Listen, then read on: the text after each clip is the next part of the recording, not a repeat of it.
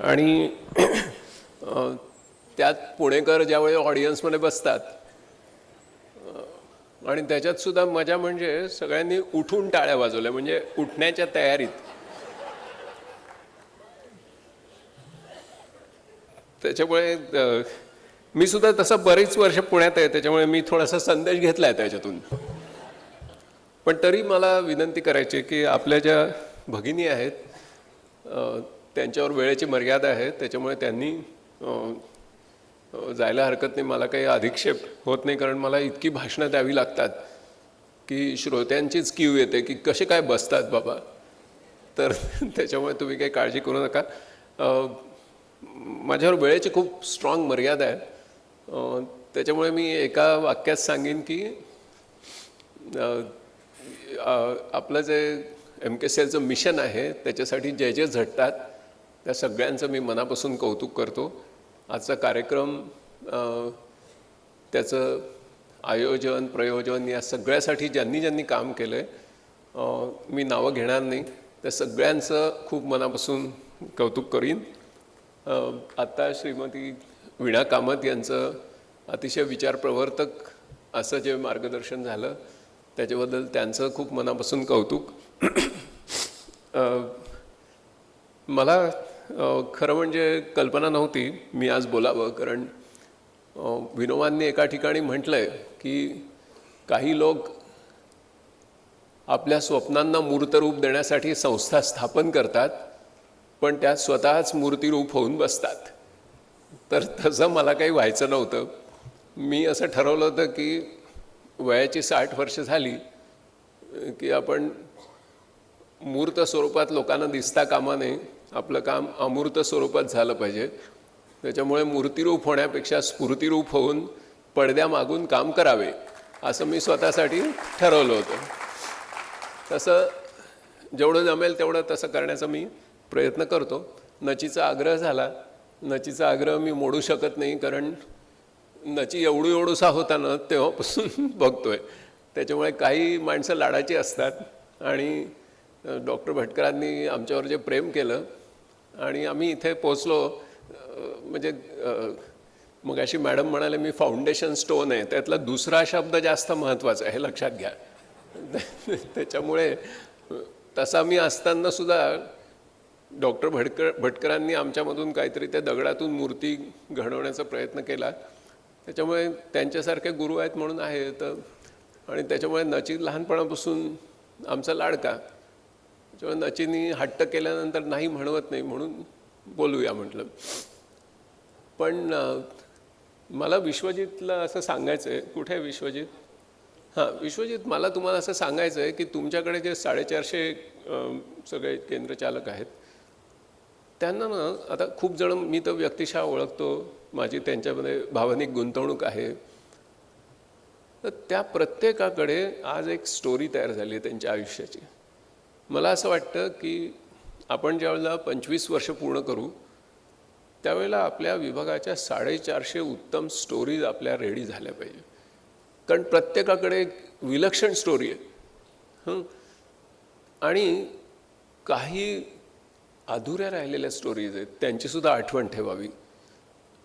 एक प्रातिनिधिक स्वरूपात मला या मीटिंगला आलं की पोटगन मॅडमची आठवण होते, त्या गेल्या आपल्याला सोडून, आणि तशा अनेक काही जण त्यांच्यासुद्धा स्टोरीज आहेत.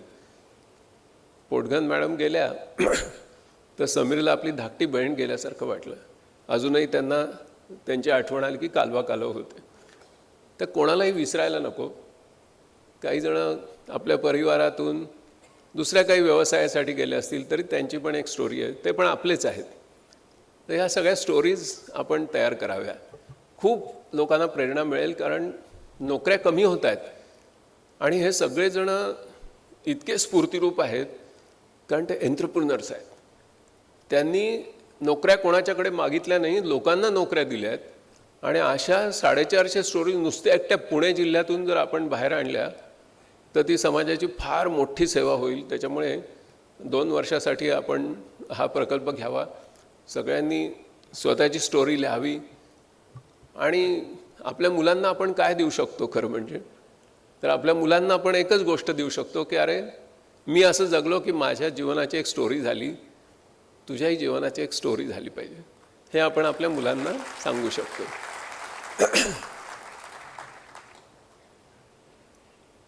तुमची स्टोरी झाली आणि त्याच्याबद्दल मला अभिमान का वाटतो, तर काही दिवसापूर्वीच, म्हणजे आपल्याला आता MKCL हे युरोपमधल्या देशांमधल्या लोकांना IT आणि इंग्लिश शिकवण्याची मागणी घेऊन लोक आले, युरोपियन लोक. म्हणजे आता तुमचा जो अमितनी नाईट इल्युमिनेशन डेटा दाखवला आणि तुमचं जे केंद्र आहे त्या केंद्राच्या भोवती इल्युमिनेशन इंडेक्स वाढत गेला पाहिजे आणि त्या दिशेने आपण प्रयत्न केले पाहिजेत, अशी स्फूर्ती अमित तुम्हाला देत होते. आता चित्र असं दिसतंय की तुमच्या सगळ्यांच्या सांघिक प्रयत्नामुळे, तुमच्या सगळ्यांच्या एकीमुळे, आणि महाराष्ट्रामध्ये एकी नावाचा शब्द नीट पुन्हा पुन्हा सांगायची वेळ आता आली आहे. कळलं की नाही? म्हणजे मी नेहमी म्हणतो की आमचे सगळे 5,000 बांधव मराठी असूनही 22 वर्ष एकत्र येतो, फार मोठं आश्चर्य आहे जगातलं. तसं एकत्र राहण्याचा काय परिणाम होतो, तर नची तुम्हाला सांगतील. नचीनी युरोपीय लोकांना इथे आणलं आणि ते म्हणाले आमच्याकडच्या म्हणजे एकाच देशातलं उदाहरण सांगतोय, आमच्या देशात 50 लाख लोक असे आहेत की जे गरीब आहेत, ज्यांची क्रयशक्ती कमी आहे, आणि त्यांना जीवनात जर पुढे जायचं असेल तर आम्ही अमेरिकेत सोल्युशन शोधत होतो, आम्हाला ते भारतात MKCLच्या रूपाने सापडले. त्याच्यामुळे तुमचं जे नाईट इल्युमिनेशन इंडेक्स आहे तो तुमच्यातले जसे काही लोक मी विनंती केली म्हणून बिहारला गेले, काही राजस्थानला गेले, तसे आता काहींनी युरोपमध्ये जाण्याची तयारी करावी. मॅडम म्हणाल्याच आहेत की सेकंड इन कमांड नाही, मग फर्स्ट इन कमांडने करायचं काय? युरोप. नाही, हसायचं नाही, अरे अपना टाइम आ गया है, हे लक्षात ठेवा आता. आणि त्याच्यामुळे युरोपमधल्या देशांमध्ये असं का झालं हे जर नीट समजून घेतलं तर तुम्हाला तुमचं लाईफ मिशनचं पुढचं एक्सटेन्शन सापडेल. आणि न्यूनगंड बाळगू नका. मी सांगतोय ते काय विनोदाची गोष्ट सांगत नाही, सिरियसली सांगतो मी. असं झालं याचं कारण अनेक देशांमध्ये MKCL सारख्या संस्था निर्माण झाल्या नाही, तिथे लोकांना पुढची आशा दिसली नाही आणि म्हणून त्या देशातून लोक निर्वासित झाले आणि ते स्थलांतर करत करत तिकडचे वंशवाद, धार्मिक वाद, द्वेष, त्याचबरोबर दहशतवाद या सगळ्याचे बळी ठरून लोक देशोधडीला लागले, परागंदा झाले आणि जात जात जात ते युरोपमधल्या लोकांनी उदार अंतःकरणाने त्यांना स्वीकारलं म्हणून तिथे स्थायिक झाले. जर्मनीमध्ये तर एक मोठं शहर आहे 10 लाख घरांचं, तिथे सगळे निर्वासित राहतात आणि एंजेला मार्केलना ते आई समजतात. प्रत्येक घरात त्यांचा फोटो आहे आणि ते आपल्या नातेवाईकांना लिहितात की आईने बोलवलं म्हणून मी इथे आलो, आईने माझी सगळी व्यवस्था केली. हा एक युरोप आहे. आणि दुसरा युरोप हा असा आहे की ज्यांनी या वर्षामध्ये $4.5 बिलियन व्हॅक्सिन्स एक्सपायरी डेट झाल्या म्हणून डंप केल्या, गरीब देशांना दिल्या नाही. ही विषमता जगामध्ये निर्माण होती आणि म्हणून एवढ्या मोठ्या प्रमाणात लोक स्थलांतर करत आहेत. तिकडेही डेमोग्राफिक डिझॅस्टर आहे, मुलं जनन दर कमी झाला आहे म्हणून त्यांना मॅनपॉवरची गरज आहे. आता जर्मनीतलं हे शहर जे आहे ते 10 लाख लोक आहेत, तिथे आपल्यासारख्याच फक्त संस्थेची गरज आहे. कारण एवढ्या लार्ज पॉप्युलेशनला इतक्या माफक शुल्कामध्ये इतकं परिणामकारक आणि इतकं पर्सनलाइज्ड अशा प्रकारचं रोजगाराभिमुख असं शिक्षण देण्याची दुसरी व्यवस्था जगामध्ये कोणाला सापडत नाही. त्या लोकांनी मला सांगितलं, मला काही माहिती नव्हतं. नची एक दिवशी घेऊन आले त्यांना आणि ते म्हणाले आम्हाला इथे म्हणजे खाणंच सापडली म्हणाले. ते मागे लागलेत. कालच त्यांची ईमेल आली की आता त्यांना लवकर हवंय. त्यांनी त्यांच्या गव्हर्नमेंटकडून त्याचं अप्रुव्हल मिळवलं आहे. आता तुमच्यापैकी किती लोक जातात आणि सेंटर काढतात ते मला बघायचं. म्हणजे आता इल्युमिनेशन इंडेक्स जो आहे तो तिकडे पण तुम्हाला वाढवायचा आहे, हे लक्षात घ्या. ही फार महत्त्वाची गोष्ट आपल्यासमोर आहे. आणि त्याच्यामुळे we have to take our business very seriously. कारण आता तुमच्या स्वतःच्या टर्नओव्हरचा, तुमच्या स्वतःच्या प्रॉफिटेबिलिटीचा, तुमच्या बँक अकाउंटचा फक्त प्रश्न राहिलेला नाही. तुम्ही समाजाचे सेवक म्हणून आता लोक तुमच्याकडे बघतायत. एक ऐतिहासिक अशी भूमिका तुम्हाला प्राप्त झाली आहे, हे तुम्ही आता विसरता कामा नये. आणि तुम्ही सगळेजण एक राहिलात तर अजून तुम्ही चमत्कार करून दाखवाल. आणि किती वेगाने आपल्याला जायचं आहे, तर या वर्षा म्हणजे 2024च्या शेवटी, त्यातले 2024मध्ये इलेक्शन्स आहेत, मग पॉलिटिक्स आहे, काय घडेल काय नाही याच्यावर वेळच घालू नका. 2024च्या शेवटपर्यंत $1000च्या लॅपटॉपची power 10 to power 16 cycles per second. Enormous power is going to come on computer, which is equivalent. म्हणजे आपल्या ह्युमन ब्रेनची जी कम्प्यूट पॉवर आहे, त्यातलं इमॅजिनेशन वगैरे भाग मी बोलत नाही, त्याच्यातले भावनात्मक जे आविष्कार आहेत त्याचं मी बोलत नाही. त्याची जी कम्प्यूट पॉवर आहे तेवढी पॉवर तुमच्या सेंटरमधल्या प्रत्येक मशीनवर, विच इज $1000 मशीन, ही येत्या वर्षी येणार आहे. आहात कुठे?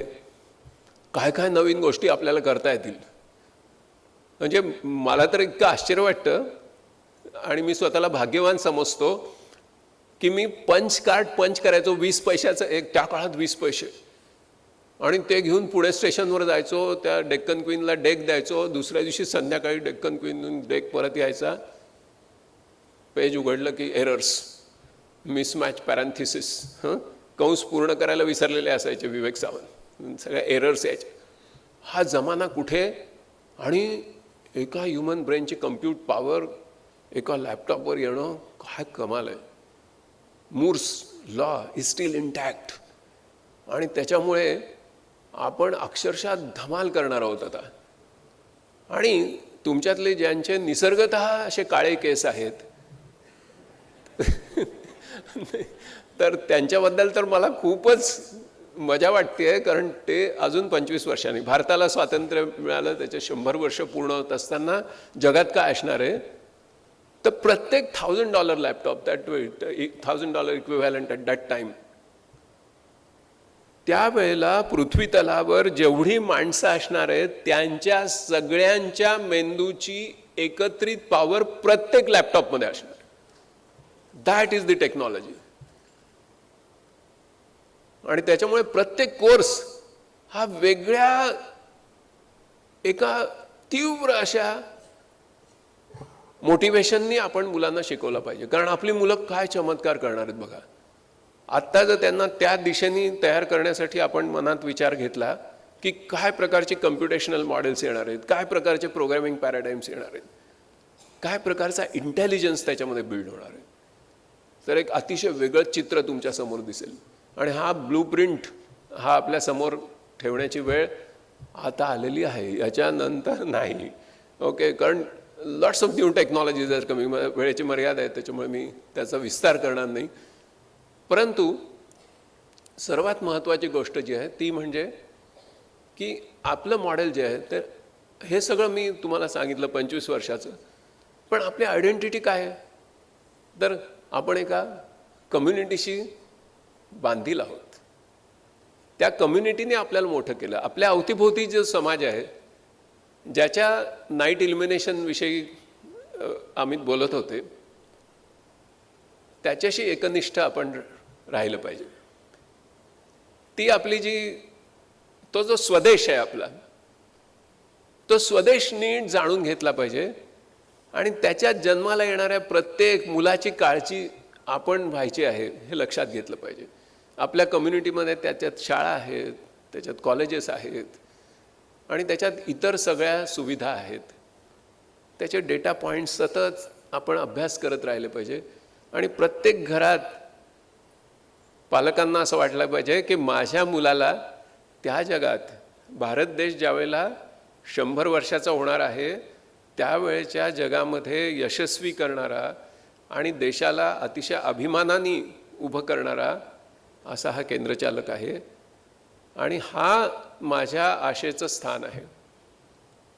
कारण त्या कम्युनिटीने तुम्हाला सपोर्ट केलं म्हणून तुम्ही पुढे आलात. शासनाने तुम्हाला ग्रँट दिले नाही, शासनाने तुम्हाला एक प्रमाणपत्राचा आशीर्वाद दिला, एक कागद दिला शासनाने. फार मोठी गोष्ट केली शासनाने आणि शासनाविषयी नेहमी कृतज्ञ राहिलं पाहिजे, नेहमी कृतज्ञ राहिलं पाहिजे. शासनावर टीका करणं सोपं आहे, पण त्यांनी तुम्हाला एक प्रमाणपत्र दिलं, तुम्हाला एक रिलायबिलिटी दिली, एक ऑथेंटिसिटी दिली, एक विश्वसनीयता दिली आणि तुम्हाला समाजामध्ये एक प्रतिष्ठा दिली. पण त्या समाजाने तुमच्याकडे त्यांची मुलं पाठवली म्हणून तुमचा बिझनेस झाला.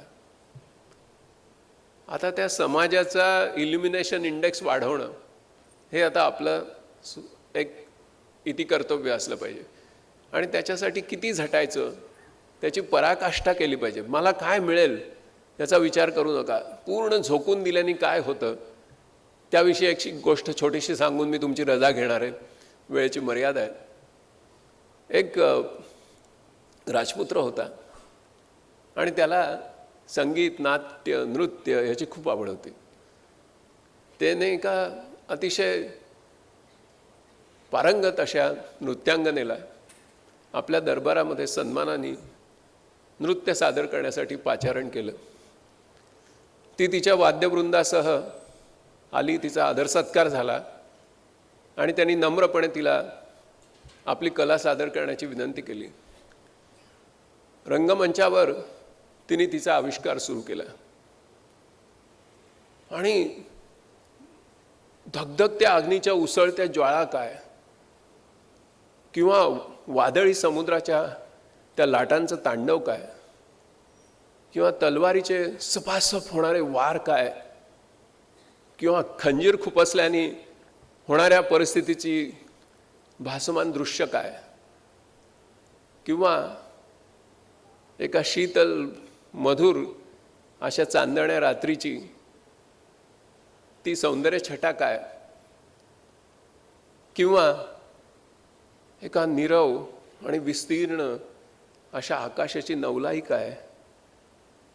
आणि इतकंच नव्हे तर एका सूर्यप्रकाशाची अशी कोवळी उन्हं घेऊन त्या ढगांची दुलई बाजूला सारून त्याच्यातून ती फुलांवर पडून मंद अशा वाऱ्याने त्या फुलांच्या त्या कळ्यांची अलगद होणारी फुलं काय, असे इतके आविष्कार तिने समोर सादर केले. सगळे थक्क झाले. ती तर नृत्य संपल्यानंतर तिने मुजरा करून ती थांबली.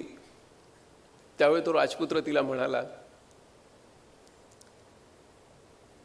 की तुझे हे पदन्यास आणि शरीर सौष्ठव पूर्ण असे तुझे नृत्याविष्कार